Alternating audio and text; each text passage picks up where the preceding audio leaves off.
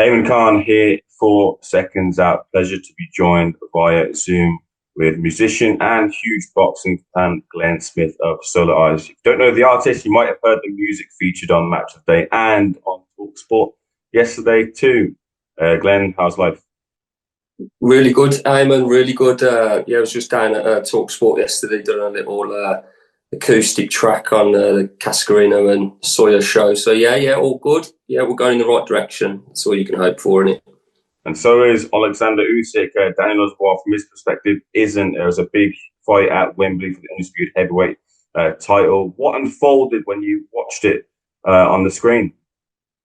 I thought that immediately Usyk caught Dubois with a lovely jab quite early, and he rocked his head, and I thought, you know what? And I think he hit him with about 4 jabs that first round. And I think that obviously the first fight he knocked him out with a jab, didn't he?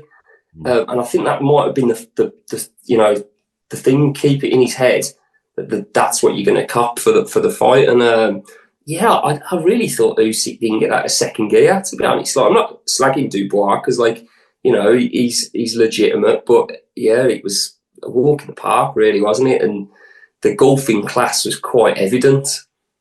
Well, I guess I'm going to go straight into something you might be able to relate to with Dubois, because there's a lot of conversation surrounding Dubois and his team getting to the venue late, or at least in a not appropriate amount of time. And of course, as a performer, if you're at a gig, you've got to get there in a certain amount of time, make sure you're prepared. And I think as well, you had some issues recently at a gig over in France too, but you got there and you were able to perform, delight the fans. But a lot of talk about when Dubois and his team should have got to Wembley last night and it not being the appropriate amount of time. What can that do to a performer if you're not there with a proper amount of preparation before a major event? Yeah, I think I heard that Anthony Joshua had the same problem. That's right. For the Dubois fight. So I find that really baffling that Dubois, got his scheduling wrong, because ultimately it's everything. I think what you're talking to there, I played a gig in France recently, in Paris, and as I turned up to the airport at 9 o'clock in the morning, we were playing at 5:30 at night in Bastille in Paris, and I had my girlfriend's passport. And ended up having to get a car up to Manchester and get a thing. But as it goes in that instance, it was okay because I literally just walked on the stage. But fighting's a total different thing, isn't it? If you're not prepared there, I think it's I'm really shocked there if that is the case, because that's something. It's so basic as well, isn't it? You know what London's like. Surely to God, you're scheduling in that it's going to be an hour's traffic. So. That's crazy. Oleksandr Usyk, of course, writes his name further writes his legacy further. What do you feel, or who do you feel could be someone who can give him the biggest threat at heavyweight? A lot of talk about Tyson Fury getting a third fight. Moses Atama was pitched by Turki Al-Sheikh as being the one to get the opportunity next, alongside Joe Parker, who is next as a mandatory challenge to Oleksandr. But what would you like to see next for the great Ukrainian? So I'm not really fancying the Fury fight. I feel like, I don't know, I just think we're going to see the same again, which is all right. If it happens, it happens. But I'm not like chomping at the bit for it.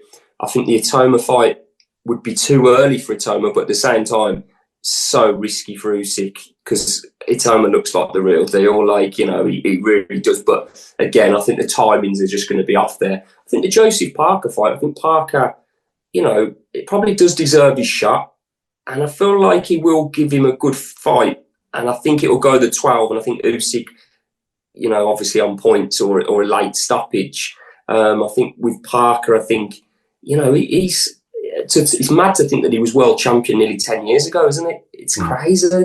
He lost to Anthony Joshua in 2018. And I think did he beat Ruiz for the title? I think that was... He did, yeah. Yeah. So Parker's, he's still a young bloke, still 32, 33, heavyweight, So, yeah, I'd say that that's the fight that I'd like to see. I don't know if it will, because of obviously the financial side of things. Probably that's why Fury might happen. And then, I heard Joshua's name mentioned, and, I just feel with Joshua there, I feel like, he really needs a good win to be able to even put himself in the picture for Usyk. But, with Usyk, I think, I've watched him from about 2017. I watched the Gassiev fight. I was away in Venice at the time. I managed to get a stream. So I watched that fight. Was it Bradis he fought in the semi-final? Yeah. And I watched that, and I think I might have watched the Michael Hunter fight as well. And Usyk, for me, is just, I think he could be like the best ever. And I know that sounds mad at times, but if you think about it, Lennox Lewis in his prime, and Muhammad Ali, obviously in his prime as well. I think he's up there with them. I really do. So,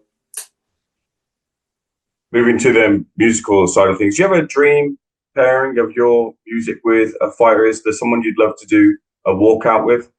I think it has to be Usyk. I think I've got a song actually. My missus always says that it's called "She Kissed the Gun." Actually, it's all about Phil Spector, and that's what he said when he killed a woman. But it basically, a bit of it is that he keeps saying, "I'm just a man, I'm just a man," and it's like there's a real thing. So yeah, for me, if Usyk could come out to one of my tunes, I think I've cracked it then. But as it goes, Oscar McCracken's a good pal of mine, so I might try and get him to come out to one of my songs. Cut the rap out and let's get some melody in there. You'd have to make it real formal because he's always wearing his lawyer suit, isn't he? I think in every photo. True. Yeah. I don't know if I could do something like tailored just for him, but I might sort of ask him to if there's something he fancies coming out to, definitely. Can you relate to trying to crack the music industry like a fighter trying to rise up the ranks and get an opportunity? What are the parallels you can make from music and boxing? I think it's a great question, Eamon. I think it's something actually because I've been around boxing like maybe about the last 15 years, something like that. I've got mates that have boxed, and obviously Spencer McCracken's a good pal. I knew Frankie Gavin quite well at the time as well. And yeah, there's a few other people that have been in the boxing world. And it was only really when I started getting into boxing in a big way that I could see the parallels. And I even say to Spencer sometimes, this is like my British title fight. Do you know what I mean? And use those parallels that once you're 15 fights in would be the similarity to 15 gigs into and that sort of thing. But 100%. And I think you've got to be prepared. Like with the Talk Sport gig the other day, it's sort of like, okay, that's a big opportunity for me, that is. And it's quite interesting, they always say you've got to stay in camp. That, you're always in the gym. It's all that sort of thing instead of going to camp. And I always sort of use that parallel that, like, I'm always ready. If something comes, I can go, right, let's go and do it, sort of thing. So 100%, I think that music and the lower levels of boxing and the way you have to navigate and be patient for your opportunity, and then when it's there, take it. Yeah, I think it's a huge parallel with music, definitely. So I mentioned about Match of the Day where your songs were featured. Where might else people who are watching this interview have heard some of your pieces? Yeah, so we've been used a lot on all different sporting events, to be fair. I think the story that I always tell is that I'm actually wearing a Blues top here, but I'm a big Birmingham fan. And we got one morning I wake up and it's a Monday morning and get a text off a mate of mine, and he's like, all your songs are on Match of the Day, something like that. And it turns out they were using my songs for Aston Villa, so it's not always been plain sailing for me. But we've been used at like Juventus's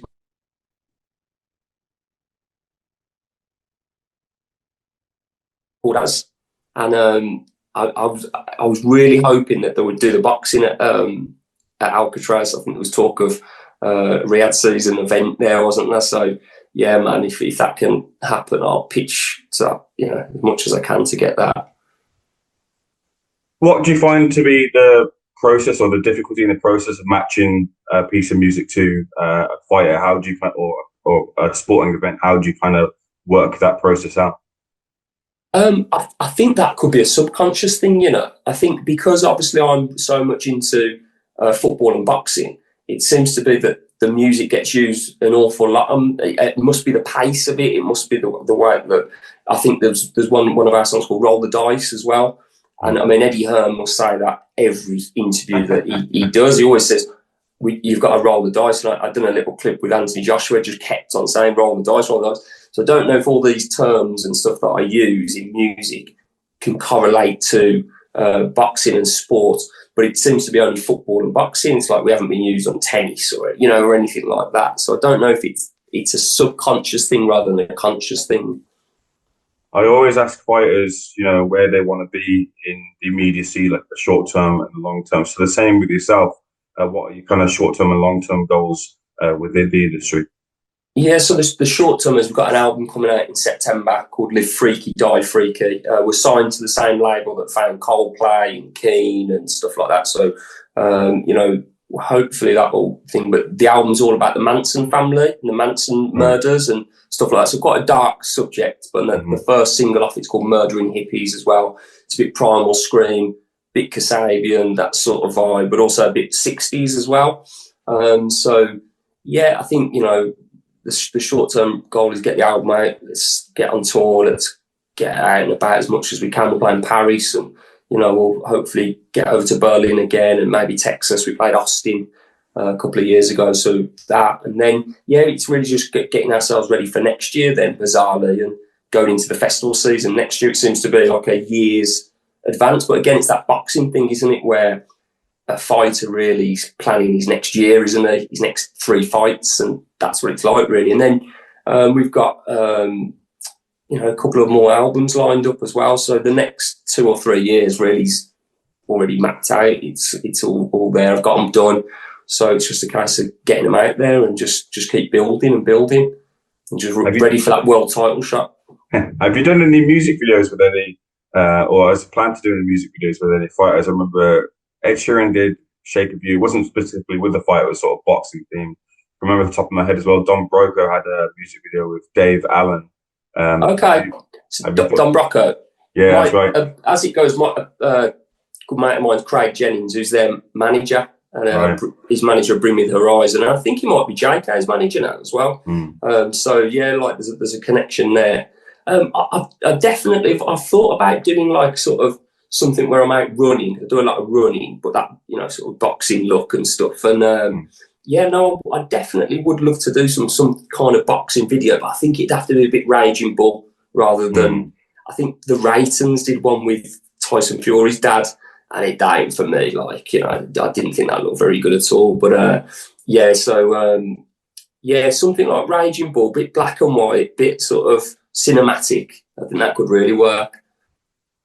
Okay, again, it's been a pleasure speaking to you. For people who are tuning into this interview, where can they find you on social media and follow your musical journey? Yeah. So it's Solar Eyes music on everything. YouTube. I think we've got quite a lot going on there. Instagram and Facebook and Twitter and all the usual places. And the album comes out in September, and then we've got a tour in October. So just come along, and if you want to talk boxing, I'll prefer that to anything. Football and boxing. Talk to me about it. Looking forward to the release of the album, and certainly I'll meet you up person to person, face to face, and get something sorted as well too. Maybe even a crack in his gym, get a couple of rounds of sparring at Spencer. That'd be good. Glenn, much appreciated. Thanks for being out. Cheers, Ahmed. Top man.